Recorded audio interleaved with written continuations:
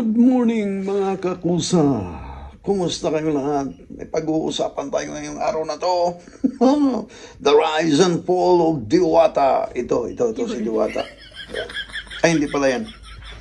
Ito pala, ang tunay na Diwata. Ayan. Vlogger na may pamagat na Diwata, the biggest ulo, ay bumuwelta naman itong si Diwata sa mga puna tungkol sa kanya. Sa video na ito ay tingnan natin ang sinabi ni Diwata at kung saan siya nagkamali na naging daan upang matalo siya sa eleksyon. Panoorin natin ang video na ito. Hello guys! Kumusta na kayo? Naloka lang ako, mayroon na ako i-call out kasi ito talaga may isang vlogger na lagi akong pinapansin. Matagal na ito nagpapapansin sa akin eh. Sino bang vlogger yun? Nakalimutan ko yung pangalan. Po ako nag-live ngayon, not because meron lang pong isang umaccept ng challenge ko, no? Ito po. Sidecast, one love. Hindi ko po siya kilala, pero may narami nagsasabi na siya raw ay gago. Sa pangalan pa nga naman, makagago. Pero alam mo yung pagiging gago mo, kung naririnig mo ako ngayon, makagago. O para sa akin, tulin-tuli ka. Isa kang tunay na lalaki. Iyang kagaguhan mo ang kailangan ng mamamayang Pilipino sa panahon ngayon. Alam mo, makagago, parehas tayong gago eh. Gago rin talaga ako. Putang ina, tignan mo yung mga nasa gasaan ko, ang lulupit. Yang kagaguhan mo ngayon, ipinagmamalaki kita. Kasama mo ko. Nasa likod mo ko. Ha? Kahit ano mangyari, hindi kita iiwan. Dahil gago ka. Makatai ba yun? Makatai, no? Yung ano niya, channel niya. Sige lang, search ko nga, Makatai ba? Makatai. Basta parang ganyan, parang pumila sa Makatai, ang nakalagay, Diwata, the biggest, ano ba yun? The biggest, malaki ang ulo. Naku, correct. Anong ulo ba? Kasi kung itong ulo, sakto lang.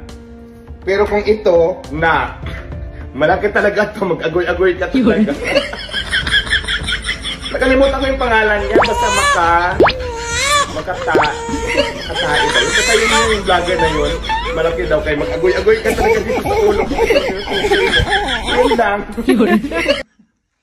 Ito naman. Ang risbak naman ni makagago ito. People changes. Money changes everything. Paano ko yan nalaman? Kasi kahit ako, nagbago din ako dahil sa pera. Dati. Pero nung nasanay na ako na may pera na ako, bumalik na ako, umatras ako. 2 steps behind. Ganon talaga. Si Diwata po ay umabante ng 2 beses, ako ay bumalik ng 2 beses kasi may pera na ako eh. So why? Diba? Gets nyo yung point?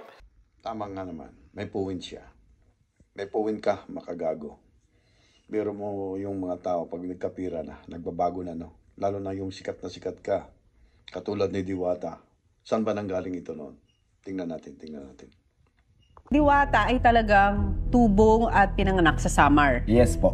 Pumunta ka dito sa Maynila. Siguro mga pag hindi ako 17, 18, or 16, hindi ko na matandaan kung anong exact. Basta ganun lang, yung tatlo na yun. Pumunta ka ng Maynila dahil Para magtrabaho. This is not possible. Sa mga tulad niya na nasa ilalim ng tulay, that's very, very tough kung iisipin nyo. Kasi sobrang hirap po na maalis ka sa ganung klase ng circle mo, pero wala. Diwata made it possible, mga kahombre ko. Sa pangyayaring ito, nakaramdam ng pagkapuot ang kaibigan nito at sinaksak na lang daw siya ng box cutter sa muka. Papalisin niya kami doon sa ilalim ng tulay. Wala nagmamayari ng tulay. Pasalamat pa nga siya, yan lang nangyari sa kanya. Pero tandaan, mga kahombre ko, yan po ay nakaraan na. Sa ngayon, masaya na sila at okay na sila nung kaibigan niya na yon na sumaksak sa kanya. And kung di ako nagkakamali, binigyan din ulit ng chance yun ni Diwata at pinagtrabaho niya yon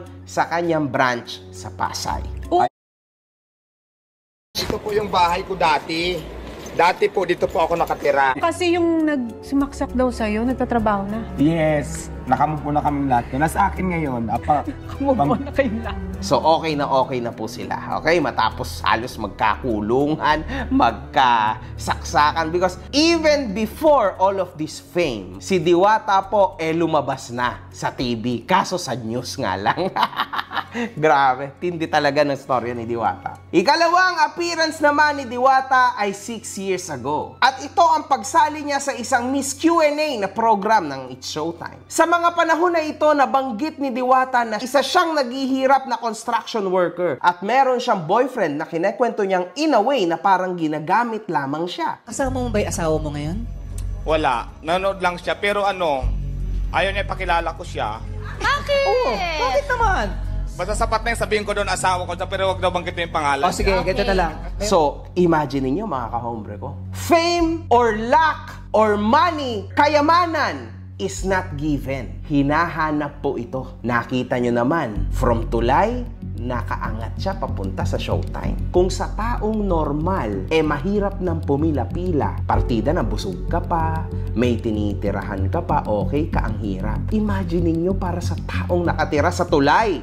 And yet, he's made it sa Showtime, mga kahombre ko. Grabe, tindi din mag-hustle talaga sa buhay nito. Simula pa lang, ang negosyo ni Diwata ay sinasabing hindi ito kasarapan. Hindi po natin maaalis, mga kahombre ko. Iba't iba ang taste buds ng mga tao. Pero rin ka talaga ng mga tao. Tandaan mo yan. For the views, for the followers, maybe ito na yung chance nila. Kasi si Diwata, yung boost giver nung panahon na yon, mga kahombre ko. Kung gusto mo maging vlogger, pumunta ka kay Diwata. Ayan nga yung sinasabi ko dati, di ba? Diwata, birthday ko ngayon. Kabaki naman yun. Tulipas din yan, kuya. Si Diwata ay nagawang tumakbo sa politika. Kung saan nire-representa nito ang isang party list bilang isang fourth nominee. Nagresulta ito sa pagbabago ng ugali ni Diwata. At mapapansin natin naglaylo ito at muling tinatangkilik ang lahat ng mga netizens na gustong magpa-picture sa kanya. Kumakalat din ang balita na ginagamit lamang si Diwata ng party list na ito at nakilalang hindi vendor ang mga nagpapatakbo nito. Isa pa mga kahombre ko, before it even happened, ayaw niyang magpa-picture. Ayaw niya magpa-picture sa mga tao, di ba? Ngayon siya na mismo ang nagpapa-picture, mga kahombre ko. Siya na mismo ang naghahabol sa inyo. Syempre, tumatakbo yung kanyang party list.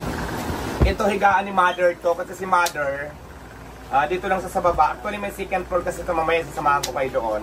Medyo may edad na kasi si Mother ko. Mahirapan na sa mag-akyat-akyat. So ito yung, ang tawag dito, Diwata Minimart. No, may Diwata Minimart, meron na ako sa Pasig. Ito naman Diwata Minimarts Brands, Quezon City Brands. Ayan, Diwata Minimart Quezon City Brands pala ang tawag ko. Yung swerte niya, may Diwata, sinayang, lumaki yung ulo. Kaya, be humble tayo palagi kung anong meron at makuntinto, matutong makuntinto. Sino kaya ang susunod na babagsak? Kaya tayo marunong makuntinto, mga kakusa. Ayan, thank you for watching. God bless us all. It's not how much we give, but how much love we put into giving. And for that, to God be the glory. Be humble. God first.